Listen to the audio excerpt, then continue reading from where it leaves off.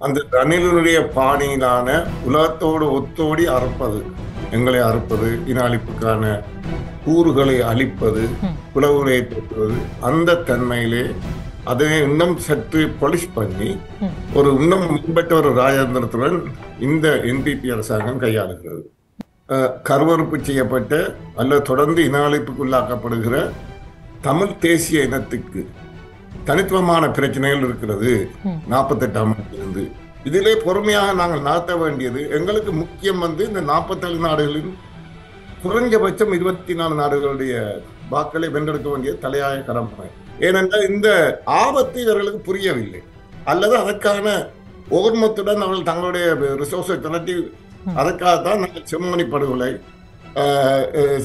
குமுதினி படுகொலைகள் 85ஆம் ஆண்டு 83ஆம் ஆண்டு பிளாக் ஜூலை இந்த 1,05,000த்துக்கு மேற்பட்ட சாட்சியங்கள் கிடைக்கப்பட்டிருக்கிறது. இலங்கையினுடைய அந்த ராஜதந்திர திறமையை நாங்கள் மதிப்பீடு செய்து எப்படி எங்களுக்கு எதிராக சர்வதேச சக்திகளை திரட்டினார்களோ அந்த மீள்குடியேற்றத்தை பற்றியோ மீள் கட்டுமானத்தின் அவசியத்தை பற்றியோ யாரும் கலைப்பதாக தெரியவில்லை. ரணிலுடைய ராஜதந்திர அணுகுமுறை, ராஜபக்சர்களுடைய ராஜதந்திர அணுகுமுறை ரெண்டும் வித்தியாசமானது என்று உங்களுக்கு தெரியும்.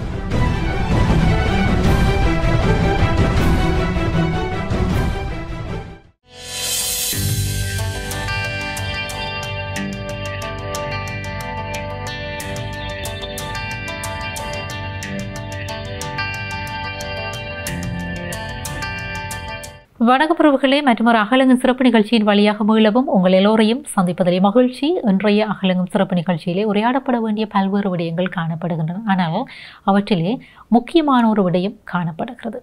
ஐக்கிய நாடுகள் சபையினுடைய மனித உரிமைகளுக்கான கூட்டத்தொடர் ஆரம்பிக்கப்பட்டிருக்கிறது. ஜெனீவாவிலே இந்த அமர்வுகள் நேற்றைய தினம் ஆரம்பிக்கப்பட்டிருக்கின்றன. இந்த 60வது கூட்டத்தொடர் என்பது இலங்கையை பொறுத்த வரைக்கும் முக்கியமான ஒரு அமர்வாக பார்க்கப்படுகிறது. அது இலங்கை அரசாலும் பார்க்கப்படுகிறது, ஈழத்தமிழ் மக்களாலும் பார்க்கப்படுகிறது. இந்த பின்னணியிலே இங்கே இடம்பெற்றிருக்கின்ற விடயங்கள் தொடர்பாகத்தான் இன்றைக்கு நாங்கள் இந்த அகலங்கும் நிகழ்ச்சியினூடாக உரையாடப் போகிறோம். அழைத்து வந்திருக்கிறோம் பிரித்தானிய தமிழர் பேரவையிலே இருந்து அதனுடைய செயலாளர் வி ரவிக்குமார் அவர்கள். அவரோடு தான் இன்றைக்கு நிகழ்ச்சி பயணப்பட போகிறது. வரவேற்கலாம். வணக்கம். வணக்கம் ஷர்மிளா. வணக்கம் நேயர்களே. உங்களை நாங்கள் மீளவும் நிகழ்ச்சிக்கு அன்போடு வரவேற்றுக் கொண்டு இந்த ஐக்கிய நாடுகள் சபையினுடைய மனித உரிமைகளுக்கான இந்த கூட்டத்தொடர் ஆரம்பிக்கப்பட்டிருக்கிறது. இந்த 60வது கூட்டத்தொடர் என்பது பல்வேறு எதிர்பார்ப்புகளை எங்களுடைய மக்கள் மத்தியிலே எழுப்பியிருக்கிறது.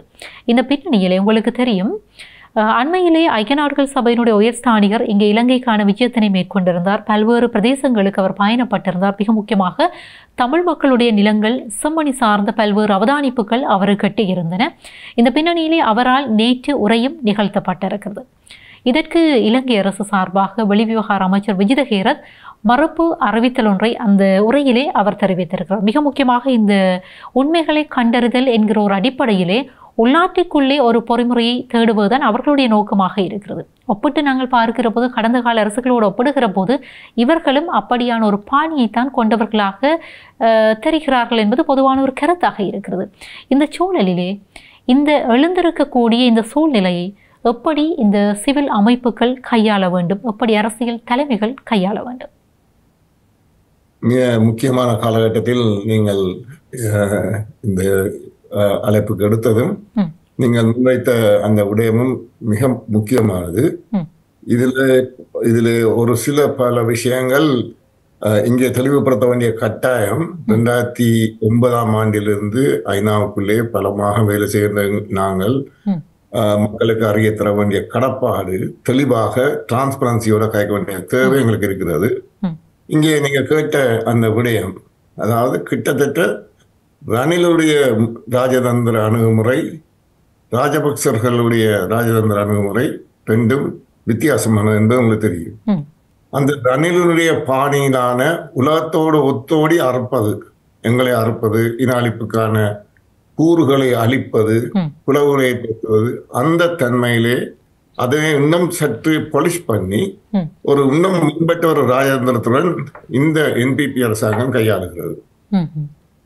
அவர்களுடைய அறிக்கையை பார்த்தீர்களானால் 2 விதமான விஷயத்தை அவர்கள் கேட்கிறார்கள்.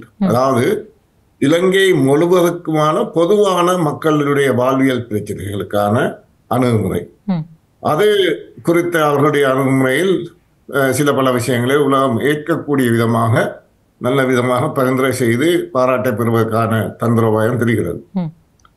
அடுத்த விஷயம், கருவறுப்பு செய்யப்பட்ட அல்லது தொடர்ந்து இன அழிப்புக்குள்ளாக்கப்படுகிற தமிழ் தேசிய இனத்துக்கு தனித்துவமான பிரச்சனைகள் இருக்கிறது.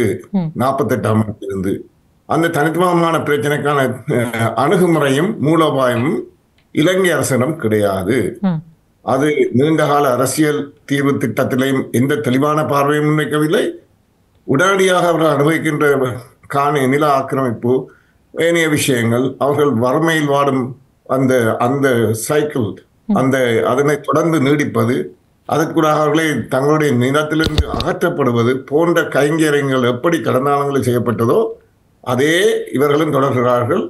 அதற்கான ஆதாரபூர்வமான விடயங்களை வைத்துக்கொண்டு நாங்கள் வேறொரு விஷயத்தில் கைக்கலாம். அதாவது உடனடி பிரச்சனைகளை கையாள்வது கூட இவர்களுடைய நிலப்பாட்டிலே ஒரு லிப் சர்வீஸ், அதாவது பெருமன பேச்சளவு மட்டும்தான் இருக்கிறது. அது இருக்கப்பால் எங்களுடைய இன அழிப்பு தொடர்பான விஷயத்திலே உள்ளக விசாரணை பொறுமுறையை அவர்கள் கையில் எடுக்க பார்க்கிறார்கள். சர்வதேச நியமங்களுக்கு உட்பட்ட எந்த ஒரு அணுகுமுறையும் அவர்களுடைய விசாரணைகளால், உள்ளக விசாரணையிலையோ, ரணில் அதிலே சற்று முதிர்ச்சியான ராஜதந்திரியாக எடுத்த கலப்பு விசாரணை என்ற ஒரு விஷயத்தை கொண்டு வந்து 2015 எப்படி ஹைஜாக் பண்ணினார், அதாவது ஒரு சர்வதேச பொறுமுறையை நோக்கி நாங்கள் நகர்த்தி கொண்டு போன போது ஒரு ஆட்சி மாற்றம் வந்து மேற்குலகு நண்பனான ரணில் அதனை எப்படி ஒரு கலப்பு பொறுமுறைக்கு தான் தயார் என்று சொல்லி அந்த கலப்பு பொறுமுறையை தன் கையில் எடுத்து ஒரு சவரின் ஸ்டேட்டுக்கு இதுக்கு மேலே நிர்பந்திக்கக்கூடாது என்ற கருத்துருவாக்கத்தை மேற்குலகுக்கும், அதே நேரத்தில் பாரம்பரியமாக இலங்கை தனது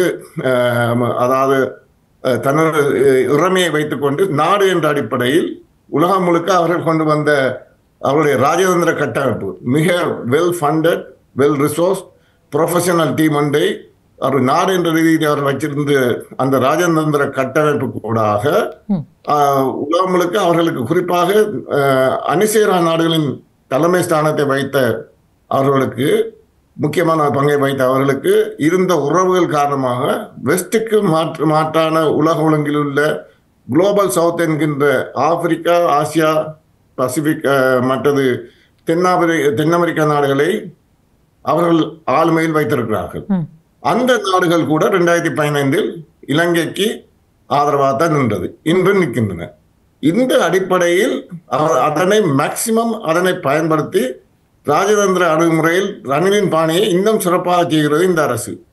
அப்ப அவர்கள், அதாவது இங்கே இருக்கிற பொறி என்னவென்றால், பலருக்கும் விளங்காத விஷயம், ஒரு கலப்பு பொறுமுறையை கூட ஒரு கான்சென்சஸ், அதாவது 2015 வந்த மாதிரி அதற்கு கூட ஏதோ ஒரு விதமான அணுகுமுறை ஒன்றை இவர்கள் உருவாக்கக்கூடும், அல்லது முற்றுமுழுதான உள்ள விசாரணை பொறுமுறையை உருவாக்கக்கூடும். ஒட்டுமொத்தமாக சர்வதேச தலையீட்டை நாங்கள் நிராகரிக்கிறோம் இந்த இன அழிப்பு குறித்த தீர்ப்பாயங்களிலே என்ற விஷயத்தையும், இப்போ நடந்து கொண்டிருக்கிற ஓஸ்லேப் என்ற மெக்கானிசத்தையும் நாங்கள் நிராகரிக்கிறோம் என்று சொல்வது அவருடைய தெளிவாக இதிலே இருந்து நாங்கள் ஒன்றை புரிந்து கொள்ளவும், அவர்கள் எந்த விதமான ஒரு நிலையான ஒரு சரியான ஒரு நீதி விசாரணை பொறுமுறையை அவர்களால் வழங்க முடியாது. இவர்களும் ஏனையவர்களுக்கு மாறுபட்டவர்கள் அல்ல. ஆனால் ஒரு தாராளவாத முகத்தை காட்டிக்கொண்டு வெஸ்டுடனும் மற்ற நாடுகளுடன் பேலன்ஸ் பண்ணிக்கொண்டு இந்த செப்டம்பர் அக்டோபர் மாதம் வரைக்கும் சொல்லப்படுற இனிய விஷயங்கள், உலகத்துக்கு விருப்பமான இனிய விஷயங்களை கூறிக்கொண்டு அக்டோபர் மாதத்துக்கு பிறகு இது ஒரு வருஷமா 2 வருஷத்துக்கான ஒரு தீர்மானம் வந்தால் அதற்கு பிறகு அவர்களுடைய அணுகுமுறை முற்றாக வித்தியாசமாக இருக்கும், குறிப்பாக இந்த நீதி விசாரணை விஷயத்தில் என்பதுதான் எங்களுடைய கருத்து. இந்த இடத்திலே பிரதமர் ஹரணி அமரசூரிய அவர்கள் ஒரு செவ்வியிலே குறிப்பிட்டிருக்கிறார். அதாவது ஐக்கிய நாடுகள் சபையாலே பரிந்துரைக்கப்பட்டிருக்கின்ற விடயங்கள் தொடர்பில் நாங்கள் அவர்களை திருப்திப்படுத்துவதற்காக செயற்பட முடியாது, ஆனால் எங்களுக்கு வாக்களித்த அதே நேரத்திலே வாக்களிக்காத மக்களுக்கு நாங்கள் ஒரு பதிலை கூற வேண்டியவர்களாக இருக்கிறோம், அவர்களுடைய பிரச்சனைகளை தீர்க்க வேண்டியவர்களாக இருக்கிறோம். இந்த பின்னணியிலே காணாமலாக்கப்பட்டவர்கள் தொடர்பான விசாரணைகள் ஆரம்பிக்கப்பட்டிருக்கின்றன. புதைகுழிகள் தொடர்பான அதாவது விடயங்கள், மிக முக்கியமாக இந்த செம்மணி சார்ந்த விடயங்கள் வந்து வருகின்றன. வெள்ளைக்கொடி விவகாரமாக இருக்கட்டும், இப்படியான விவகாரங்களுக்கு உரிய முறையிலே தீர்வுகள் எட்டப்படும் என்கிற ஒரு விடயத்தை வந்து அவர்கள் குறிப்பிட்டிருக்கிறார்கள். இது வந்து அவற்றை காட்டுகிறது. ஏனென்றால் இன்னும் ஒரு விடயம் அங்கே பேசப்படுகிறது. இங்கே உறுப்பு நாடுகள் முக்கியமாக 47 நாடுகள் இருக்கின்றன. அவற்றில் 24 நாடுகளை இலங்கைக்கு சார்பாக வாக்களிக்க செய்ய வேண்டும் என்கிற ஒரு முனைப்போடு அவர்கள் செயற்பட்டு கொண்டிருக்கிறார்கள். அதே நேரத்தில் பிரித்தானியா வந்து ஒரு அறிக்கையை சமர்ப்பித்திருக்கிறது. ஈழத்தமிழ் மக்களுக்கு சாதகமாக இந்த விடயங்களோடு ஒத்துப்போவதற்கு இலங்கை கோரியிருக்கின்ற ஒரு பாணியிலான அறிக்கையை வந்து பிரித்தானியா தயாரித்திருக்கிறது, சமர்ப்பித்திருக்கிறது. இந்த பின்னணியிலே எப்படி இந்த சூழ்நிலையை வந்து நாங்கள் கையாள வேண்டும்? ஏனென்றால் நீங்கள் குறிப்பிட்டதை போன்று இந்த அரசனுடைய முகம் என்பது எப்படி ஒரு லிபரல் முகத்தை வைத்துக்கொண்டு ரணில் எப்படி இந்த ஆட்சியை கொண்டு சென்றாரோ அதே போன்ற ஒரு பாணியிலே இவர்கள் செயற்படுகிற ஒரு போக்கை வந்து அவதானிக்க முடிகிறது. எப்படி இதை நாங்கள் கையாள வேண்டும்? இதில் எப்படி நாங்கள் கையாள வேண்டும் என்பது மிக முக்கியமான அதற்கு வருகிறேன். அதற்கு முதல் சர்வதேசத்தின் நிலப்பாடுகள் நுணுக்கமாக ஆராயப்பட வேண்டும். 2009 ஒரு பயங்கரவாத போராட்டத்தை முறியெடுத்ததற்காக பாராட்டுகளை பெற்று அவசரமாக ஒரு விசேட கூட்டத்தொடரிலே உருவாக்கி அதிலே இலங்கைக்கு பாராட்டுகள் தெரிவிக்கப்பட்ட தீர்மானத்திலே தொடங்கும் 2009 மேல். அதிலே 29 நாடுகள், 47 நாடு 29 நாடுகள் இலங்கைக்கு வாக்களித்திருந்தன. அந்த நிலைப்பாடு மிக கஷ்டப்பட்டு 2012 மாற்றி அமைக்கப்பட்டது. இலங்கைக்கு எதிரான தீர்மானம், ஆனால் வலு குறைந்த தீர்மானம். அந்த தீர்மானத்தை கூட அதில் பல விஷயங்கள் எங்களுக்கு சாதாரண வர வேண்டிய விஷயங்கள் வரவில்லை. ஆனால் அந்த அடிப்படையை ஒன்றை ஏற்படுத்தியபடியால் தான் குறிப்பாக மேற்குலகு, கோ குரூப், US, UK என்பன அதில் ஈடுபட்டிருந்தன. அந்த நேரில் நாங்கள் இந்த தீர்மானம் வேண்டாம், இதை கொளுத்துவோம் என்று சொன்ன தரப்புகளும் இது உங்களுக்கு தெரியும். அவர்களுடைய அந்த அவசர குணம், ஆத்திரக்காரனுக்கு புத்தி மட்டு என்பது போன்ற அந்த அவசர குணங்கள் வந்து அது பிரபல்யமானது.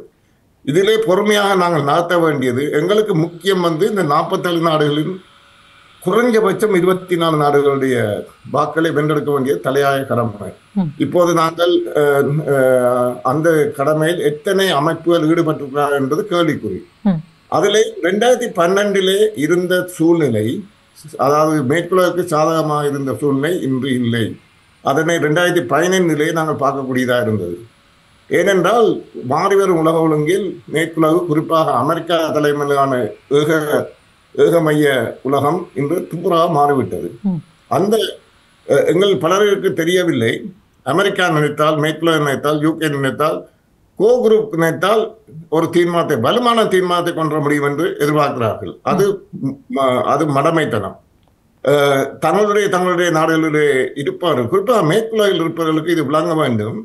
இந்த உலகம் போலரைஸ் பண்ணப்பட்டு வளர்ந்து வரும் நாடுகளாக இருக்கிற ஆப்பிரிக்கா கண்டம், ஆசியா கண்டத்தினுடைய அந்த தனித்துவமான போக்கு மேலும் மேலும் பட்டதிட்டு கூர்மைப்படுத்தப்படுகிறது. அந்த கால சம்பவங்கள் இதுக்கு கட்டியம் கூறும்.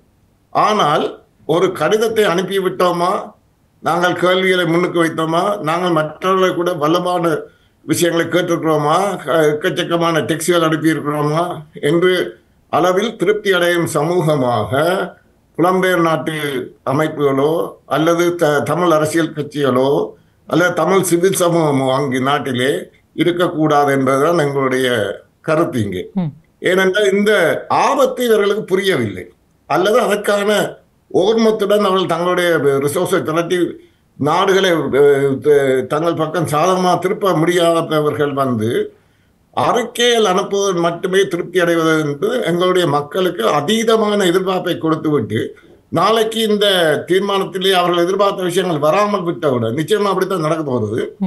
மக்களிடம் போய் திரும்ப சொல்லுவார்கள், இது அது பிள்ளை, இது பிள்ளை, உலகம் மாற்றி விட்டது அல்லது அந்த அமைப்பை மாற்றி விட்டது என்று சொல்லி தங்களுக்குள்ளேயே முருகல் நிலையை ஏற்படுத்துவது தவிர்க்கப்பட வேண்டும். நீங்கள் காலம் கடந்து அப்படி செய்வதை விட இன்னும் 2-3 கிழமைக்குள் ஒவ்வொரு நாட்டை பொறுப்பாடுத்து, குறிப்பாக மேற்குலகை விட அதாவது புலம்பெயர் அமைப்புகள் உட்பட தமிழ் அரசியல் கட்சிகள், தமிழ் சிவில் சமூகம் நாடுகளை குறிப்பாக எடுத்து தாங்கள் வாழும் பிரதேசங்களுக்கு அப்பால் உள்ள இந்த நாங்கள் கூறுகின்ற வளர்ந்துவிடும் நாடுகளின் வாக்களிக்கும் தகுதியுள்ள நாடுகளை தங்கள் பக்கம் திருப்ப வேண்டும். வியட்நாம் மற்ற கியூபா போன்ற நாடுகள் இதில் எதிராக நிற்கிறேன். ஒடுக்கப்பட்ட மக்களுக்காக வாதாட வேண்டும் என்று நீங்கள் எதிர்பார்க்கிறீர்கள்.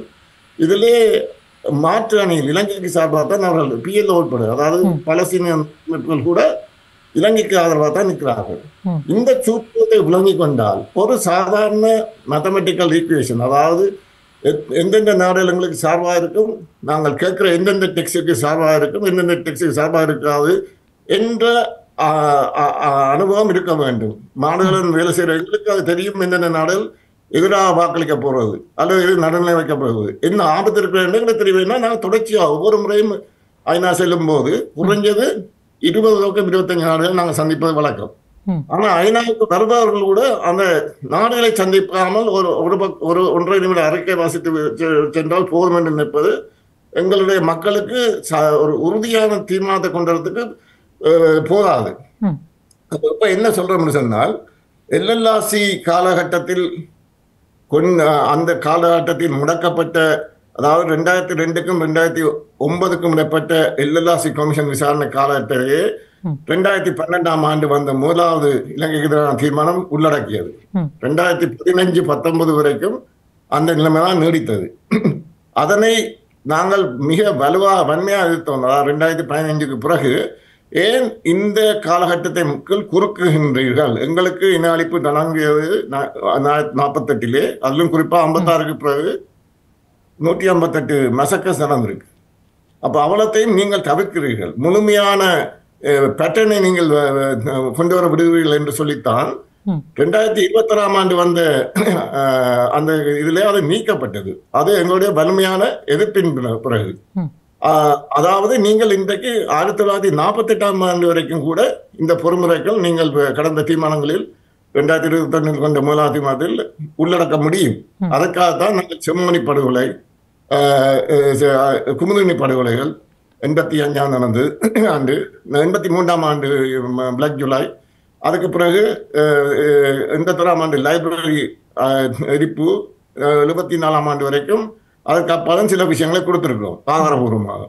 ஆனால் ஹைகமிஷன் ஆஃபீஸிலே உள்ளடக்கப்பட்ட, அதுக்கு கீழ் கொண்டு வரப்பட்ட இந்த சாட்சியங்களை திரட்டும் பொறிமுறை, அதற்கு கைக்கட்டுகள் போடப்பட்டிருக்கிறது. அது நாங்கள் கொடுக்குற, அதாவது உங்களுக்கு 5 மேண்டேட் இருக்கிறது. அவற்றில் ஒன்று முக்கியமானது இன அழிப்பு தீர்மானங்களை, இன அழிப்புக்கான சாட்சியங்களையும் கொண்டு வர வேண்டும். அதற்கு நீங்கள் 2002க்கு பின்னோக்கி போக வேண்டும் என்று வாதாடி வந்தோம். ஆனால் ஹைகமிஷன் அறிக்கையிலே திட்டவட்டமாக அது இல்லை. அது அவர்களுக்கு அந்த சாட்சியங்கள் இல்லை என்று சொல்ல முடியாது. நாங்கள் கொடுத்த சாட்சியங்கள் இருக்குது எங்களுடைய கையில், அதற்கான ஆதாரங்கள் அக்னாலஜ்மெண்ட் எங்கள்கிட்ட கிடக்கிறது. ஆனால் அப்படியே நாங்கள் மட்டும் வேறு பலரும் கொடுத்துருக்கப்படும். அப்படி இருக்கும்போது ஹைகமிஷன் ஆஃபீஸுக்குள்ளே அது உள்ளடக்கப்பட்டபடியால் இனி வருகின்ற காலகட்டங்களில் அந்த ஓஸ்லப்பை சுயாதீனமாக செயல்பட வேண்டும் என்பது எங்களுடைய முதலாவது முக்கியமான கோரிக்கை. அதாவது தனியாக சாட்சியங்கள் சேகரிக்கிறது மட்டுமல்ல, அதை கடந்து அடுத்த கட்டமாக இது இவ்வளவு செலவழிக்கப்பட்ட சாட்சிய திரட்டின் நடவடிக்கைகள் அடுத்த கட்டத்துக்கு நீட்டப்பட வேண்டும். அதாவது இந்த 1,05,000க்கு மேற்பட்ட சாட்சியங்கள் கிடைக்கப்பட்டிருக்கிறது. நீங்கள் அதிலே நாங்கள் கொடுத்த சாட்சியங்கள் 2002க்கு அங்காலையும் தாண்டி போகிறது. அதுக்கு காரணம் அந்த காலகட்டங்களை நீங்கள் சேர்த்து பார்த்தா தான் இறுதி கட்டத்திலே மோசமான படுகொலை நடந்திருந்தாலும் போக்குட்டமாக முடிந்துவிடும். பின்னோக்கி சென்றீர்களா தான் பேட்டர்ன்ஸை கண்டுபிடிக்க முடியும். அதாவது நீங்கள் குறிப்பிடுவதை போன்று இது 2009 காலப்பகுதியை மட்டும் வைத்து பேசிக்கொண்டு இருக்காமல், அப்படி பேசப்படுகிற போது அது போர்க்குற்றம் என்கிற ஒரு போர்வைக்குள்ளே ஒளிந்து கொள்ளக்கூடும். நாங்கள் பின்னோக்கி சென்று கடந்த காலத்திலும் இந்த விடயங்களை சேகரிக்க வேண்டும் என்று அண்மையிலே ப்ரொஃபஸர், அதாவது பேராசிரியர் மகாநாம குறிப்பிடுகிற போது ஒரு விடயத்தை, இவை தொடர்பாக குறிப்பிடுகிற போது அவர் ஒரு விடயத்தை குறிப்பிட்டிருந்தார். இலங்கைக்கு வெளியே சாட்சியங்கள் சேகரிக்கப்பட்டிருக்கின்றன, அவை அங்கே ஐநாவிலே சமர்ப்பிக்கப்பட்டிருக்கின்றன. இந்த பின்னணியிலே இந்தியா, ஜப்பான் போன்ற நாடுகளை இலங்கைக்கு சார்பாக வாக்களிக்க செய்வதற்கான முயற்சிகளில் இலங்கை ஈடுபட வேண்டும். அப்படி அவர்கள் இலங்கைக்கு எதிராக வாக்களிப்பார்களாக இருந்தால் பாரதூரமான விளைவுகளை இலங்கை சந்திக்க வேண்டும் என்று சொல்லி, அதாவது சந்திக்க வேண்டிய ஒரு நிலைமை எழும் என்று சொல்லி அவர் சுட்டிக்காட்டியிருந்தார். இந்த பின்னணியிலே இந்த இந்தியாவினுடைய நிலைப்பாடுகளை எப்படி தமிழ் அரசியல் தரப்புகள், சிவில் சமூக அமைப்புகள் தமிழ் மக்களுக்கு சாதகமாக பயன்படுத்துவதற்கான வாய்ப்புகள் அண்மைய நாட்களில் இருக்கிறதா? அல்லது கடந்த காலத்தை போன்று இந்தியா இறைமை என்கிற ஒரு அடிப்படையிலே இன்னும் ஒரு நாட்டை அது எதிர்க்காது என்கிற ஒரு அடிப்படையில் எப்பொழுதும் இலங்கையினுடைய பக்கம்தான் இருப்பதற்கான சாத்தியப்பாடுகள் இருக்கிறதா? இந்தியா குறித்த மேலிருந்த வாரியான கருத்து பகிர்வுகள் தான் பொதுவாக புலம்பெயர் நாட்டிலும் எங்களுடைய தாயகத்திலும் உள்ள அரசியல் கட்சிகளோ சிவில் சமூகமோ எடுக்கின்றது. நிச்சயமாக இந்தியாவினுடைய கடந்த காலத்திலே பல தவறுகள் எங்கள் குறித்த நிலப்பாடுகளிலே எடுக்கப்பட்டது. அது எங்களுடைய இனாளிப்பிலே அது ஒரு தாக்கத்தை ஏற்படுத்தியது.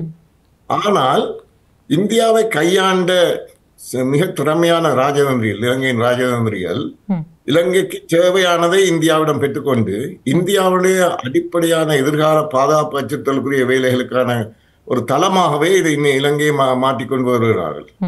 அப்ப எங்களை பொறுத்த வரைக்கும் சர்வதேசத்திலே மிக பெரிய வளர்ச்சியை கொண்டு வருகின்ற இந்தியாவுடைய கருத்துக்கு அவர்கள் எந்த நிலைப்பாடுகள் இருக்கிறார்கள் என்பதில் பல நாடுகள் தங்களுக்கு உசிதமான இந்தியாவை திருப்ப வேண்டும் என்று நினைக்கிறார்கள். ஆனால் ஒரு அங்கீகாரமற்ற ஒரு நான் ஸ்டேட் ஆக்டர் ஆகிய நாங்கள் இந்தியாவை எங்கள் பக்கம் திருப்ப வேண்டும் என்பதை குறிப்பாக போருக்கு பிந்திய முள்ளிவாய்க்காலுக்கு பிந்திய மூலோபாய தெரிவில் முக்கியமானதாக எடுத்தோம். அதை மக்களுக்கு வெளிப்படையாக கேட்டோம். வெளிப்படையாக கேட்கும் போது அவருடைய குழப்பங்கள் இருந்த இந்தியா அளித்தது, இந்தியாவில் உலகமே அளித்ததுன்னு சொன்னாங்க.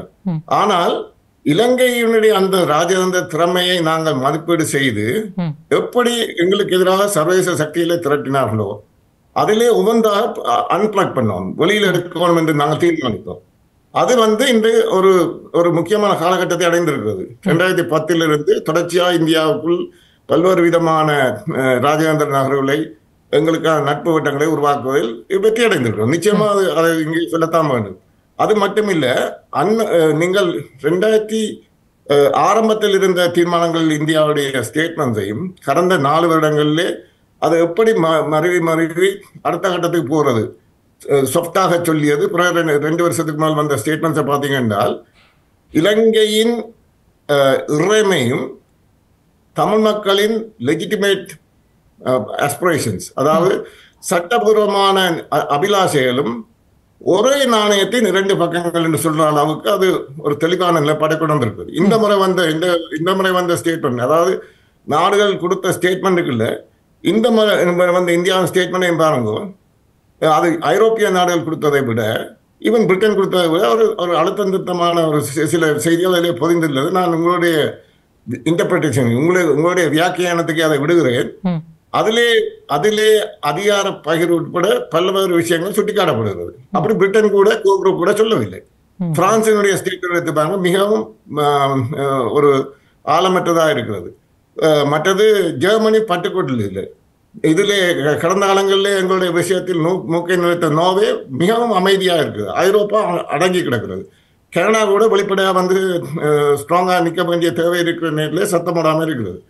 அப்போ நாங்கள் இந்த நாங்கள் வாழும் நாடுகளில் இருக்கிறது, இது நாங்கள் வாழும் நாடுகளில் தீவிரமாக வேலை செய்கிறோம். இருந்தாலும் அது மட்டும் போதாது. இந்தியா அண்மையிலே அகதிகள் எங்களுடைய ஈழத்தமிழ் மக்களுடைய விஷயத்தில் ஒரு நிலைப்பாட்டை எடுத்திருந்தது. அந்த நிலைப்பாடு எடுக்க வைக்கிறதுக்கு முக்கியமான அங்கீகாரம் வேண்டிய வேலைகள் நாங்கள் கடந்த காலத்தில் செய்திருக்கோம். நாங்கள் செய்யாத எதையும் இங்கே கிளைம் பண்ணவில்லை. அது மட்டுமில்லை, மீள்குடியேற்றம் போன்ற விஷயங்கள் எங்களுடைய தாயகத்தின் இருப்புக்கு மிக முக்கியமானது. நாங்கள் எங்களுடைய வடக்கு கிழக்கு மாகாணங்களில் இருக்கிற தாயகத்தில் உள்ள அந்த பிரதேசம் தமிழ் மக்களை வீக்கன் பண்ணி பொருளாதார ரீதியாக அரசியல் ரீதியாக பலகீனப்படுத்தப்பட்டு கொண்டு போகிற நிலைமையை நீடித்து கொண்டு செல்கிறது. 2009 பிறகு வந்த அரசுகளும் கூட, அனைத்து அரசுகளுமே அங்கே கண்டிஷன்ஸ் உருவாக்கப்படுது. அங்கே வாழ்றதை விட வெளிநாடுகளுக்கு செல்வது மேலானது என்ற அடிப்படையிலே போர் முடிந்த பிறகு அந்த நிலம் தக்க வைக்கப்படவில்லை. ஒவ்வொரு நாளும் அந்த நிலம் மக்களை இழந்து கொண்டிருக்கிறது. இதுதான் யதார்த்தமான உண்மை. அப்ப அப்படியான சூழ்நிலையை அங்கே உள்ள தமிழ் பிரதிநிதிகள், தமிழ் கட்சி பிரதிநிதிகளோ அல்லது சிவில் சமூகமோ அதை முற்றுமுழுதாக அதற்கு ஒரு தெளிவான மூலோபாயத்தை வகுத்திருக்க வேண்டும். அப்படி வகுத்திருப்பதாக தெரியவில்லை. சரிட்டிகள் நடக்குது. இங்கே இருக்கிற புலம்பெயர் அமைப்புகளும் சரி, அங்கே இருக்கிற கட்சி, அதாவது சிவில் சமூகம் சரிட்டி வேலைகளை செய்கிறது. ஆனால் அது ஒரு வெரி லிமிடெட் ஸ்கோப் தான் அதுக்கு இருக்கு. ஆனால் இலங்கையினுடைய அந்த தேர்ச்சியான மூலோபாயத்தை கவுண்டர் பண்ணக்கூடிய விதமாக நாங்கள் ஆரம்பத்திலிருந்து இதில் ஒரு நிலைப்பாடு எடுத்திருக்கிறோம். மீள்குடியேற்றமும் மீள் கட்டுமானமும் புனர்நிர்மாணம் மிக முக்கியமானது. ஏனென்றால் 30 வருஷ போரும் அதற்கு பிந்தைய 14 வருஷம் போருக்கு பிந்தைய காலகட்டத்திலும் மற்ற இனங்கள் வளர்ச்சி அடைந்து செல்ல எங்கள் இனம் அருகி கொண்டு போய் தலையினப்பட்டு கொண்டு போய் சமூக பொருளாதார ரீதியாக அரசியல் ரீதியாக பலவீனம் அடைகிறது, எண்ணிக்கை ரீதியாக குறைகிறது. இது யாருக்கும் விளங்கவில்லை. அவர் எடுத்துப்பார்கள், அவருடைய மேனிஃபெஸ்டோக்களாக இருக்கலாம் அல்லது அணுகுமுறைகளாக இருக்கலாம், பாராளுமன்றங்களை கலைப்பதாக இருக்கலாம். அந்த மீள் குடியேற்றத்தை பற்றியோ மீள் கட்டுமானம் அவசியத்தை பற்றியோ யாரும் கலைப்பதாக தெரியவில்லை. நீங்களே சொல்லுங்கள், நான் கேட்கிறேன். அப்படி உங்களுக்கு தெரியுங்களா ஏதாவது ஒரு அரசியல் கட்சி எங்களுடைய இருப்பு பற்றி கலைப்பவர்கள் கூட அந்த இருப்பை தக்க வைக்கக்கூடிய அந்த நிலத்தை நாங்கள் மீட்டு எடுக்க வேண்டும், அது வெறுமன லேண்ட் கிராப் என்று கதைப்பதால் மட்டும் முடியாது. மீள் குடியேற்றமும் மீள் கட்டுமானம் அங்கே நடக்க வேண்டும், மக்கள் அங்கே வாழக்கூடிய சூழலையும் அங்கே வாழ வேண்டும் என்ற ஆர்வத்தையும் இந்தியாவில் உள்ள எங்களுடைய ஈழ அகதிகளை மீள கொண்டு வர வேண்டும், தாயத்தில் அவர்களை நிலைப்படுத்த வேண்டும். வேரோடு புழுங்கி எறிந்தவர்கள் நிரந்தரமாக இங்கே எங்கள் தாயத்தை விட்டு நீங்கக்கூடாது என்பதில் மிக கரிசனையுடன் வேலை செய்ய வேண்டும். அந்த அடிப்படையில் சாதகமான விளைவுகள் தான் அண்மையில் வந்த அறிவிப்பு கூட. அதாவது மக்கள் புலம்பெயர்ந்து செல்வதை இலங்கை அரசு ஊக்குவிக்கிறது. நாங்கள் அவர்களை மீள கொண்டு வந்து வேரோடு பதிக்க வேண்டும். நாங்களும் ஒரு காலத்தில் செல்லத்தான் விரும்புகிறோம். அதாவது படிப்படியாக எப்படி இஸ்ரேல் மக்கள் யூத மக்கள் தங்களுடைய தாயகத்தை திரும்பினார்களோ அப்படி ஈவன் எங்களுடைய இளந்தலைவர்கள் கூட இங்கே வேலை செய்தாலும் அங்கே வந்து செல்லக்கூடிய நிலைமை உருவாக்க வேண்டும் என்பதற்காகத்தான் இந்த எங்களுடைய கொமன் ப்ரொபோசல் என்பது 18 முக்கியமான புலம்பெயர் அமைப்புகள், நாடுகளில் இருக்கிற புலம்பெயர் அமைப்புகளுடைய கையெழுத்துடன் நாங்கள் கொடுத்த அதிலே ஏனைய அமைப்புகள் கொடுத்ததை விட வித்தியாசமான 2 விஷயங்களை கொண்டு வந்திருக்கிறோம். எல்லோரும் அதாவது இந்த பொது கோரிக்கை என்பது 2021ஆம் ஆண்டு நாங்கள் முதன்முறையாக எடுத்த முன்முயற்சியிலே கொண்டு வரப்பட்ட அந்த டெம்ப்ளேட் அதில் போடப்பட்ட விஷயங்களை வைத்துத்தான் இன்று வெவ்வேறு பொது கோரிக்கைகள் பல்வேறு அமைப்புகளாலும் அனுப்பப்படுகிறது. அந்த டெம்ப்ளேட்ல அந்த முறை போட்டது அந்த சர்வதேச நீதி விசாரணைக்கான கோரிக்கை 1. 2வது மியான்மருக்கு சிரியாவுக்கு கொண்டு போன IIIM IIIM போன்ற சாத்தியங்கள் திரட்டும் நடவடிக்கை. இப்போ அதில் பார்த்தீங்கன்னு சொன்னால் அதுதான் அந்த டெம்ப்ளேட்ல இருந்தால் அதுக்கு பிந்திய 10-15 நாள் பிறகு வந்த இன்னொரு, அதாவது ஏனைய கட்சிகள் சிலர் எடுத்த கோரிக்கையில் அதுவும் வந்தது. ஆனால் அதில் ICJ விடப்பட்டிருக்கு. நாங்கள் ICJயை வலியுறுத்தி வந்த காரணம் இப்போது பலருக்கு புரிகிறது. ICC என்பதை நாங்கள் தவிர்க்கவில்லை. ICC மற்றது ருவாண்டாவுக்கு வந்த சர்வதேச தீர்ப்பாயம் போன்ற இன்டர்நேஷனல் அடாக் ட்ரைபுனல் அது உட்பட. ஆனால் ICJயையும் போட்டிருக்கிறோம். ICJக்கான சாத்தியக்கூறுகள் ஒப்பீட்டளவில் ஒரு நாட்டை நாங்கள் வென்றெடுத்தால் போதுமானது.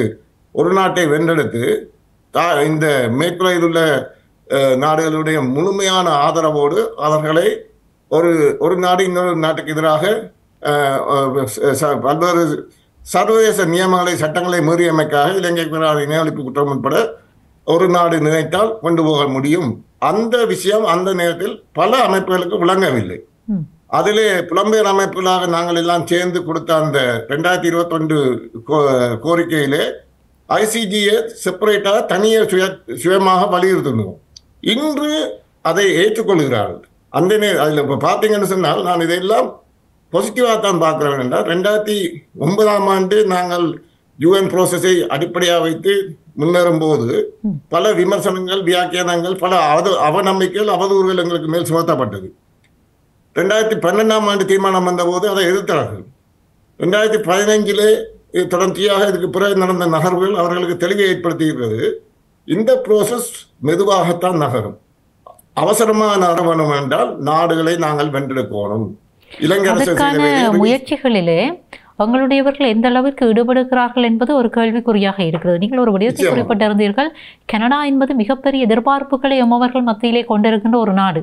எங்கள் மக்களுக்கு கனடா மீது ஒரு நம்பிக்கை இருக்கிறது. ஏனென்றால் அங்கே தமிழ் அரசியல் பிரதிநிதிகள், இந்த நிலத்தை பிரதிநிதித்துவப்படுத்துகிறவர்கள் அங்கே அரசில் இருக்கிறார்கள். இப்படியெல்லாம் இருக்கிற போது இன்னும் ஒன்று நோர்வேயினுடைய இந்த சமாதான கால பேச்சுவார்த்தை காலப்பகுதியிலே ஒரு முக்கியமான ஒரு விடயத்தை வந்து அமெரிக்கா குறிப்பிட்டிருந்தது.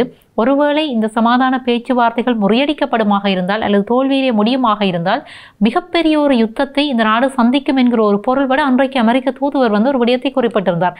ஆகவே இந்த அதாவது அந்த கருத்தினுடைய பொருள் கூட இன்றைக்கு வந்து சந்தேக கண்ணோடு பார்க்கின்ற ஒரு விடயமாக பார்க்கப்படுகிறது. அன்றைக்கு அவர்கள் ஏன் அப்படி நடந்து கொண்டார்கள்? ஆகவே இங்கே இருக்கின்ற ஒரு தமிழ் தேசியம் சார்ந்த நிலைப்பாடுகளை சீரழிப்பதற்கான ஒரு முயற்சியாக தான் அதுவும் கூட இன்றைக்கு அரசியல் நோக்கர்களாலே பார்க்கப்படுகிறது.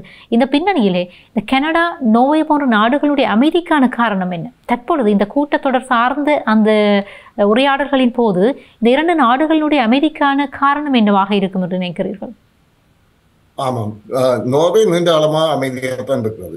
எந்த விதமான, அதாவது அவர்களுக்கு மிகப்பெரிய கடப்பாடு இருக்கிறது. ஒரு டிஃபெக்டோ ஸ்டேட்டை அமைத்து நாங்கள் ஆண்ட போது அந்த டிஃபெக்டோ ஸ்டேட்டுக்குள்ளே தலையிட்டு பேச்சுவார்த்தை ரீதியில் அது அவர்களுக்கு அந்த நேரத்தில் தேவைப்பட்டிருக்கலாம்.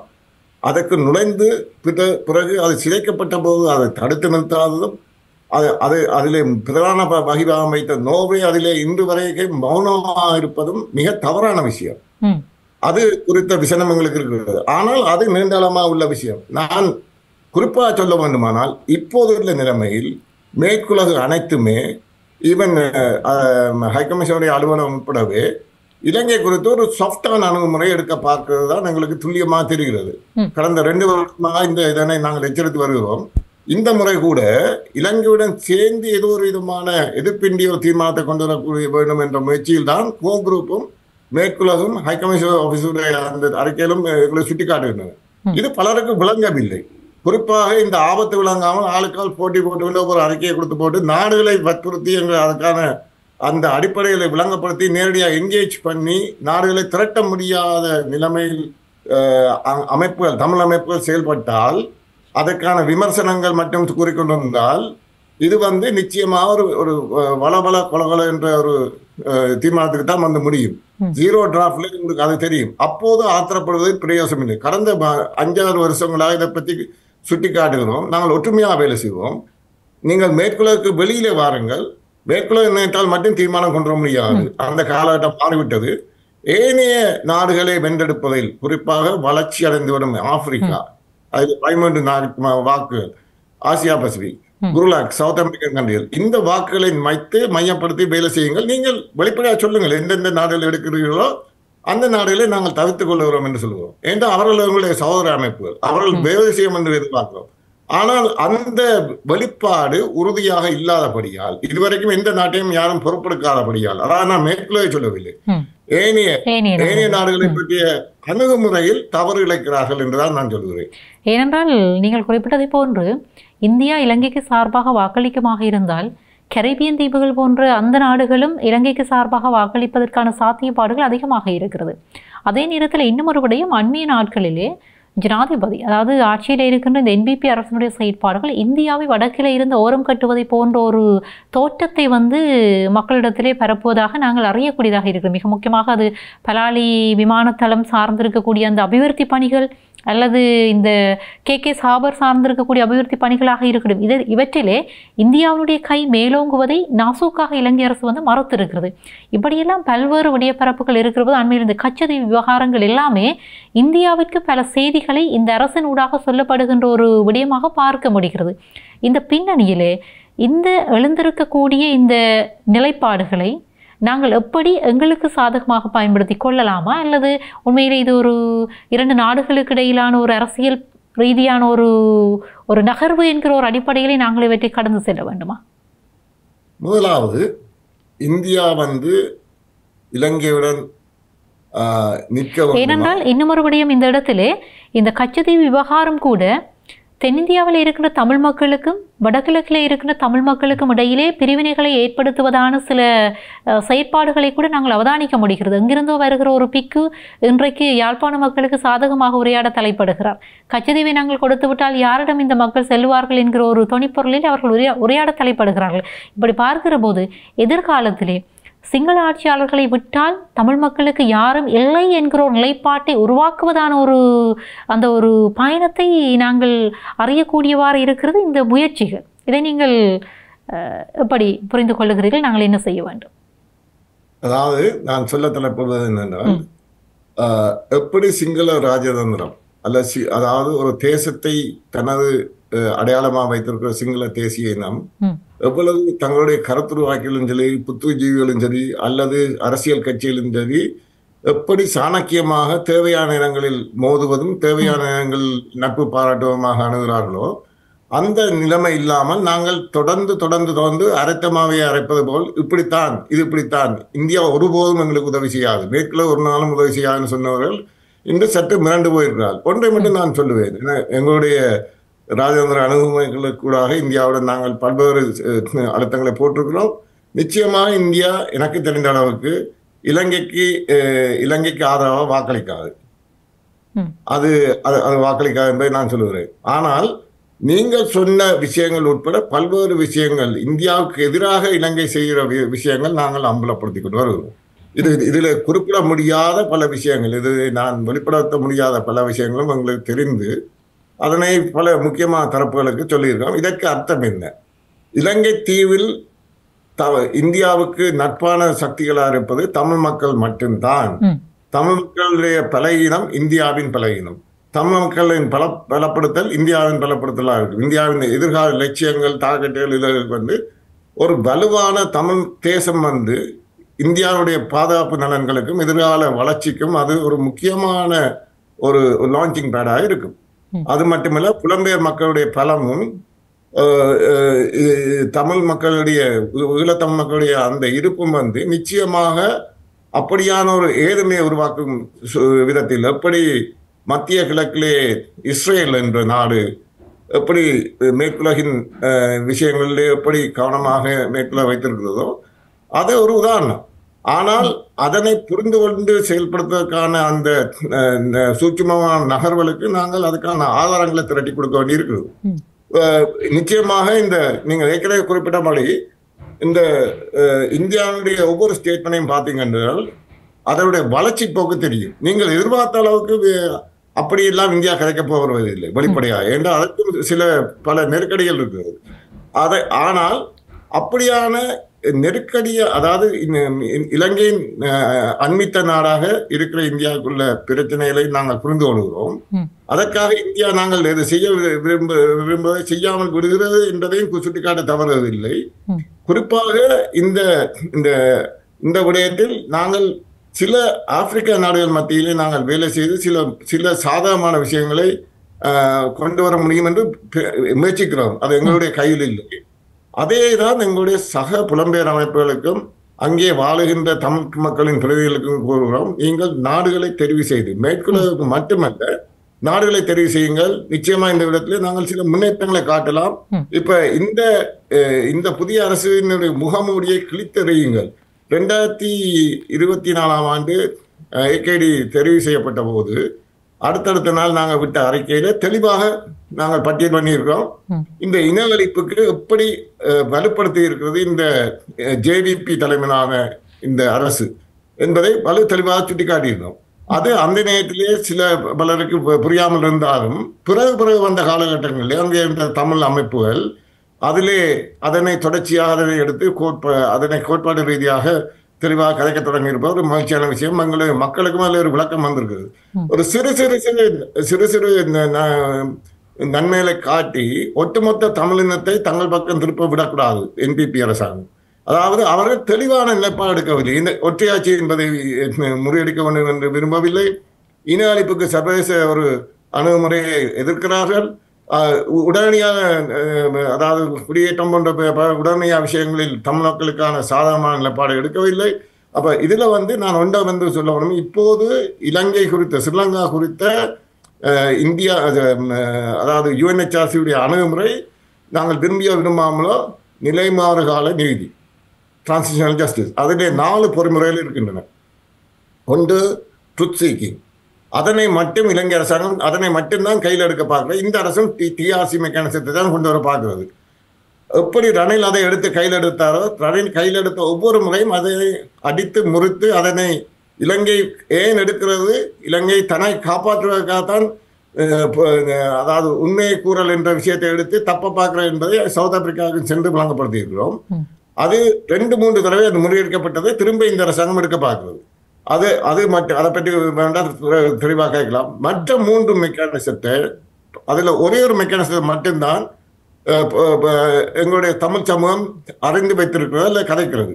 அதாவது கிரிமினல் ஜஸ்டிஸ் என்கிற குற்றவியல் நீதி விசாரணை என்ற அந்த பொறிமுறை மட்டும்தான் எல்லா கமெண்ட் ப்ரொபோசலையும் போட்டிருக்கிறார்கள். அதில் ஒரு ஒரு நல்லதும் கெட்டதும் இருக்கிறது. அது நிச்சயமாக எங்களுக்கு தேவை. என்றால் இன அழிப்பை நாங்கள் நிரூபிக்க வேண்டும் என்றால் சர்வதேச நீதி விசாரணை போக வேண்டும். அதிலேயும் முன்னர் அண்மை காலம் வரைக்கும் ICC மட்டும்தான் என்று கோரிக்கை விட்ட புலம்பெயர் அமைப்புகள் ஒரு சிலவும் நாட்டில் உள்ள முக்கியமான கட்சிகளும் கூட இப்போது நாங்கள் ஏன் ICJ கொண்டு வரணும், ICJ உள்ளடக்கம் என்று இப்போது புரிந்து வைத்திருப்பது சாதாரணமான விஷயம். அது ஆனால் காலம் கடந்த விஷயம். அப்ப அந்த ICJ கொண்டு வர்றதுக்கு ஒரு நாட்டை தேடி பிடிக்க வேண்டியது ஒன்று. இந்த ரெண்டுமே அதோட IIIA மெக்கானிசத்தை நாங்கள் பரிந்துரைத்த போது 2021 ஆரம்பத்திலே புரிந்து கொள்ளாவிட்டாலும் பின்னர் புரிந்து கொண்டனர். ஆனால் அது முழுமையான IIIA அதாவது சாட்சியங்களை திரட்டும் பொறிமுறையாக அதுக்கு கொடுக்கப்பட்ட மண்டேட்டை செய்ய விடாமல் ஏதோ ஒரு சக்தி தடுக்கிறது என்பதை நான் இங்கேயும் சுட்டிக்காட்ட வேண்டும். ஹைகமிஷனுடைய இடைக்கால அறிக்கை சென்ற வருடம் வந்த அறிக்கையில கூட அவர் ICJயை குறிப்பிட்டிருக்கிறார், முதல் தடவையார் ICC குறிப்பிட்டிருக்கிறார். ஆனால் இந்த முறை வந்த அறிக்கையில் அது தவிர்க்கப்பட்டிருக்கிறது, வெளிப்படையாக குறிப்பிட தவிர்க்கப்பட்டிருக்கிறது. நேற்றான ஸ்டேட்மெண்ட்லையும் கூட தவிர்க்கப்பட்டிருக்கிறது. அது ஒன்று. அதாவது குற்றவியல் நீதி விசாரணையிலே சர்வதேச நீதி விசாரணை பொறுமுறை என்பது UNHRCக்குள்ளால ஜெனரல் அசம்பிளிக்கு கொண்டு செல்ல வேண்டும். 2 தளத்திலையும் அதை வைத்திருக்க வேண்டும்.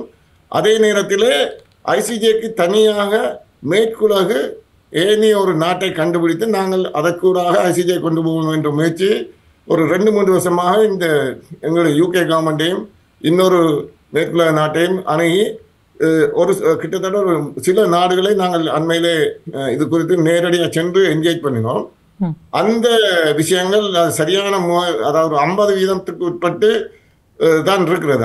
அதனை நாங்கள் சரியான நேரம் வரும்போது நிச்சயமாக எங்களுடைய மக்களுக்கு அறிவிய தருவோம். இந்த ICJக்கான நாடுகளை கொண்டு வருவதில் ஏனைய புலம்பெயர் அமைப்புகள் ஈடுபட்டு அதை வெற்றியடைந்தால் நிச்சயமா அவர்களுக்கு நாங்கள் முடிந்த உதவிகள் செய்ய. எங்களுடைய நிலைப்பாடு யாரு செய்ய வேண்டும் என்பதில்லை. யாரு செய்தாலும் நல்ல விஷயங்களுக்கு நிச்சயமாக பிரிட்டானிய தமிழர் வேறு உதவி செய்யும். அதே நேரத்தில் இந்த குற்றவியல் நீதி விசாரணை பொறுமையும் ட்ரூத் சீக்கிங் நீதி உண்மை கண்டறிதல் என்ற 2 விஷயம் சொல்லிவிட்டு மற்ற 2 விஷயத்திலே நான் ரிகரன்ஸ் என்ற அடிப்படை இருக்கிறது. நீதி நிலைமாறுகால நீதியிலே நான் ரிகரன்ஸ். இந்த ஐக்கிய நாடுகள் மனித உரிமை கழகத்திலே கான்ஸ்டிடியூஷனை பற்றி கலைக்க முடியாது என்றது உண்மை. ஆனால் நாங்கள் 2015 பட்ட அறிவின்படி அதற்குள்ளே இந்த நான் ரிகரன்ஸ் என்ற கூரை வைத்துக்கொண்டு, அதாவது நான் ரிகரன்ஸ் என்ற கடந்த காலங்களில் எந்தெந்த விஷயங்கள் எல்லாம் எங்கள் மக்கள் மேல் வன்முறை கட்டிவிட்டதோ அது தனிய பாதுகாப்பு அமைச்சு மட்டுமில்லை, ஏனைய இன்ஸ்டிடியூஷனல் அண்ட் கான்ஸ்டிடியூஷனல் ஃப்ரேம்வொர்க்குகள் அதற்கு காரணமாக இருந்தது, வன்முறையை ஏவி விட்டது. அதற்கு அதனை பயன்படுத்தி நான் ரிகரன்ஸ் மீள நிகழாமை என்ற அந்த பொறிமுறையை பயன்படுத்தி, மீள நிகழாமை என்பது எங்கிருந்து வருகிறது? இலங்கையுடைய இன்ஸ்டிடியூஷன்ஸ் எல்லாம் கான்ஸ்டிடியூஷன் எல்லாம் அதற்கு காரணமாக இருக்குது. அதனை உடைத்து கட்ட வேண்டும், மீள கட்ட வேண்டும். அந்த அடிப்படையில் அதை பாவிக்கிறோம். அது இப்போது ஹைகமிஷன் ஆஃபீஸ் கூட ஒரு சில நாடுகள் கூட நாங்கள் தொடர்ச்சியாக சொல்லி வந்த சைக்கிள் ஆஃப் வயலன்ஸ் ஜெனோசைட் என்பதன் அடுத்த கட்டமாக மீள நிகழாமை என்பதை பயன்படுத்தி பொறிமுறைகளை மாற்றியமைக்க வேண்டும். குறிப்பாக இலங்கையுடைய இறுக்கமான யூனிட்டி ஸ்டேட் ஸ்ட்ரக்சரை உடைத்து அதை அதிகார பகிர்வு, அதிகார பரவலாக்கவில்லை, அதிகார பகிர்வை சமஸ்தி அடைப்பிலான சுயநிர்ணய உரிமை கூடிய அதிகார பகிர்வை கொண்டு வந்து இந்த க்ளோஸ்லேயே அதை சேர்த்திருக்கிறோம். நான் ரிகரன்ஸ் க்ளோஸ்லேயே அதை சேர்த்திருக்கிறோம். அதை பயன்படுத்திக்கணும். 4வது விடயமாக ரெப்பரேஷன் என்ற பொறுமுறை இருக்குது. அதாவது இழப்பீடுகளை கொடுப்பது. அந்த இழப்பீடுகளை கொடுப்பது என்பது வெறுமனே பாதிக்கப்பட்டவருக்கு ஒரு சன்மானம் கொடுப்பது, அதாவது இழப்பீடுகள் கொடுப்பது மட்டுமல்ல, பாதிக்கப்பட்ட ஒட்டுமொத்தமான தேசமாக சிந்திச்சு, தமிழர் தேசமாக சிந்தித்து அதற்கு நடந்த இழப்பீடு என்பது அபரிமிதமானது. பல லட்சம் கோடி பெறுமதியான இழப்பீடுகளுக்கான ஸ்ட்ரக்சரல் நெட்வொர்க் தொடங்கணும். அதற்கான இன்ஸ்டிடியூஷன் ஃபார்ம் பண்ணணும். அதை இன்டரிம் அட்மினிஸ்ட்ரேஷன் என்று சொல்லுகிறோம். வடக்கு கிழக்கு இணைத்த ஒரு இன்டரிம் அட்மினிஸ்ட்ரேஷன் கூட மீள் கட்டுமானம், மீள் குடியேற்றம் என்பது அதில் இணைத்திருக்கிறோம். அந்த விஷயம் தாயத்திலிருந்து அதுக்கான சாதகமான குரல்கள் வரும்போது எங்கள் கோரிக்கை பலப்படும். நாங்கள் ஒற்றுமையாக இந்த 4 விஷயத்திலே மிக தந்திரோபாயமாக இலங்கை நகர்கின்ற அந்த விஷயங்களை முறியடிப்பதற்கு எங்களுடைய காமன் ப்ரொபோசல் நீங்கள் எல்லாருக்கும் பகிரங்கமாக வெளியிட்டிருக்கிறோம். இந்த 3 விஷயத்தையும் உள்ளடக்கி, அதாவது சர்வதேச சுயாதீன தீர்ப்பாயம் என்று, 2வது இழப்பீடுகளுக்கான இந்த ஒரு இன்ஃப்ராஸ்ட்ரக்சர் இடைக்கால 2-3 வருஷத்திலே செய்து முடிக்க வேண்டிய அதிகாரம் வழங்க வேண்டிய ஒரு இன்டர்ம் மெக்கானிசத்தை உருவாக்க வேண்டும். அதிலே அது அடுத்து 3வது விஷயம் நான் ரெக்கரன்ஸ் மீள நிகழாமை என்ற அடிப்படையில் இந்த அங்குள்ள இப்போ இருக்கிற இறுக்கமான யூனிட்ரி ஒற்றையாட்சியை உடைத்து மீள ஒரு சர்வதேச, அதாவது சமஷ்டி அடிப்படையிலான ஒரு பொறுமுறையை தாயத்தில் உள்ள அனைத்து தமிழ் கட்சியிலும் ஒற்றுமையா என்று கேட்கிறார்கள். அவர்களுடைய கோரிக்கையை நாங்கள் வலுப்படுத்துவோம் என்று கேள்விப்போம். நிச்சயமாக பல்வேறு விடயப்பரப்புகள் எடுத்துச் செல்லப்பட வேண்டியவையாக இருக்கின்றன.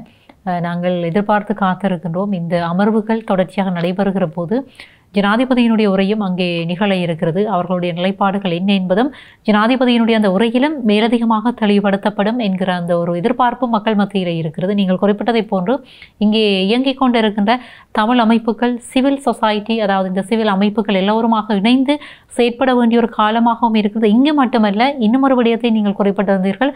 புலம்பெயர்ந்த நாடுகளில் இயங்கிக் கொண்டு வருகிற தமிழ் அமைப்புகள் ஒன்றிணைந்து நீங்கள் குறிப்பிடுவதை போன்று எல்லோரும் பயணப்படுவது ஒரு இலக்கிற்காகத்தான். ஆகவே நீங்கள் குறிப்பிட்ட ஒரு விடயத்தை நானும் மீள வலியுறுத்துகிறேன். அந்த நாடுகளை அவர்கள் சந்தித்து நாட்டினுடைய அந்த ராஜதந்திர செயற்பாடுகளை அவர்கள் முன்னெடுப்பார்களாக இருந்தால் சாதகமாக எங்களை நோக்கி திருப்புவதற்கான அந்த செயற்பாடுகளிலும் ஈடுபட முடியும். நாங்களும் எதிர்பார்த்து காத்திருக்கின்றோம். வருங்காலம் உண்மையிலே சரியான பல விடயங்களை நிகழ்த்த வேண்டும் என்கிற அந்த நம்பிக்கையோடு நாங்கள் நிகழ்ச்சியை நிறைவு செய்து கொள்ளப் போகிறோம். இன்னும் ஒரு விடயம், நீங்கள் குறிப்பிட்டீர்கள், இந்த அரசனுடைய சில செயற்பாடுகள் சில நன்மைகளை மக்களுக்கு வழங்கி மக்களை சாதகமாக்குகின்ற ஒரு செயற்பாடு என்று சொல்லி, உண்மையிலே இந்த அபிவிருத்தி அரசியல் என்கிற ஒரு நிலைப்பாடு ஒரு இனம் தன்னுடைய நிலத்திற்காக போராடி அங்கே தத்தளித்து கொண்டு இருக்கிற போது இப்படியான ஒரு அபிவிருத்தி அரசியல் என்கிற ஒரு கன்செப்ட் அங்கே எடுத்து கொள்ளப்படும் என்பது வரலாற்றிற்கு அதாவது ஒரு புதிய விடயம் அல்ல. அந்த ஒரு நிலைப்பாடு தான் இங்கும் செயற்படுத்தப்படுகிறது என்கிற புரிதல் மக்களிடத்தில் இருக்கிறது. இருந்த போதும் மக்களை பொறுத்த வரைக்கும் அவர்களுக்கான நாங்கள் எதற்காக போராடினோம்? மொழி உரிமைக்காக போராடினோம், நிலத்திற்காக போராடினோம். அது மட்டுமன்றி எங்களுடைய முக்கியமாக நிறைவேற்றப்பட வேண்டிய பல்வேறு காரணங்களுக்காக நாங்கள் போராடினோம். அந்த விடயங்களை நிறைவேற்றுவதை போன்ற சில வாக்குறுதிகளை ஆளும் தரப்பு கொடுத்திருக்கிறார். அண்மையிலே ஜனாதிபதி வடக்கிற்கு வருகை தந்த போது புதுக்குடியிருப்பிலே அவர் உரையாற்றிய அந்த உரையை நீங்கள் கேட்டிருப்பீர்கள் என்று நினைக்கிறேன். அவற்றிலே குறை சொல்ல முடியாத அளவுக்கு இருந்தது அவருடைய அந்த உரையாடல். இப்படியான சில நகர்வுகளும் இங்கே இடம்பெற்று கொண்டிருக்கின்றன என்பதையும் புலத்தில் இயங்கிக் கொண்டிருக்கக்கூடிய தமிழ் அமைப்புகள் புரிந்து கொள்ள வேண்டும் என்பதும் எங்களுடைய ஒரு விருப்பமாகவும் இருக்கிறது. இப்படி இருக்க நிகழ்ச்சியை நாங்கள் நிறைவு செய்து கொள்ளப் போகிறோம். மிக்க நன்றி. நீங்கள் இணைய வழியினூடாக இணைந்து இன்றைக்கு பல்வேறு கருத்துக்களை, மிக முக்கியமாக இந்த ஐக்கிய நாடுகள் சபையினுடைய மனித உரிமைகள் அமர்வுகள் தொடர்பான நகர்வுகள் சார்ந்திருக்கக்கூடிய பல விடயங்களை உரையாடி இருக்கிறீர்கள். மிக்க நன்றி. மிக்க நன்றியம்மா. என்னை பொறுத்தவரைக்கும், எங்களை பொறுத்தவரைக்கும் பிரித்தானிய தமிழர் பேரவை நிச்சயமாக அனைத்து தமிழ் தேசியவாதிகளோடும் தேசிய அமைப்புகளோடும் நேர்மையாக நிற்கக்கூடிய அனைவரோடும் நாங்கள் இணைந்துதான் பயணிப்போம். அது இந்த காலத்திலும் அந்த இணைவுதான் எங்களை பலப்படுத்தும். ஆனால் கருத்து ஒற்றுமை மட்டுமல்ல, செயல்திறனிலும் ஒற்றுமையாக நாங்கள் வேலை செய்வோமாக இருந்தால் உண்மையான பலமான ஒரு தமிழ் தேசமாக நாங்கள் எழும்ப முடியும். இந்த கட்டத்திலே இறுதிக்கட்ட அழைப்பாக கூட சொல்லுகிறோம். உங்களுக்கு, அதாவது மேற்குலகில் இருப்பவர்கள் நிச்சயமாக அதற்கு வெளியில் சென்று வட அமெரிக்காவில் இருக்கும் அமைப்புகள் தென் அமெரிக்க நாடுகளையும், ஐரோப்பாவில் இருப்பவர்கள் ஆப்பிரிக்கா கண்டத்தில் உள்ள வாக்கு திரட்ட வேண்டும். அதே மாதிரி தாயத்தில் உள்ள கட்சிகளும் சிவில் சமூகமும் அந்த தாயத்தை சுற்றியுள்ள பிரதேசங்கள் நாடுகளில் உள்ள அந்த வாக்குகளை திரட்ட வேண்டும். குறைந்தபட்சம் வியட்நாம் போன்ற போராட்டத்தில் வெளியில வந்த நாடுகளிடம் சென்று அங்க இருக்கிற கட்சிகள் அந்த நிலைப்பாட்டை இலங்கைக்கு ஆதரவாக தான் வாக்கு போடும். அப்படி அதை மாற்றி அமைக்கக்கூடிய ஒரு விஷயத்தை நாங்கள் ஒரு முக்கியமான ஒரு அண்மை நாட்டில் ஒருவர் கூட நடத்த பார்க்கிறோம். அந்த மாதிரியான விஷயங்களில் வியட்நாம் போன்ற நாடுகள் எங்களுக்கு எதிராக வாக்களிக்காமல் நடுநிலை வைத்தாலே அது பெரிய விஷயமா இருக்கும், இலங்கை கொடுக்கும் செய்தியா இருக்கும். அந்த விஷயங்களில் தங்களுடைய மிக திட்டமிட்டு ஒரு சரியான மூலோபாயத்துடன் சரியான வழி வரைபடம் ரோட் மேப்புடன் வேலை செய்வதோடு நாங்கள் இணைந்து எப்போதும் பயணிப்போம். நன்றி. நன்றி. அகலங்க நிகழ்ச்சியினூடாக இணைந்திருந்தோம். இன்றைக்கு அகலங்க நிகழ்ச்சியிலே உரையாடப்பட வேண்டிய மிக முக்கியமான விடயங்கள் இந்த ஐநாவினுடைய மனித உரிமைகள் கூட்டத்தொடர் ஆரம்பிக்கப்பட்டிருக்கின்ற இந்த கால பகுதியிலே உரையாடப்பட வேண்டிய விடயங்களை இன்றைக்கு உரையாடி இருக்கிறோம். இதேபோன்று முக்கியமான ஒரு விடயத்தோடும் சார்ந்திருக்கக்கூடிய ஆளுமையொருவரோடும் சந்திக்கின்ற வரையிலே விடைபெற்றுக் கொள்கிறோம்.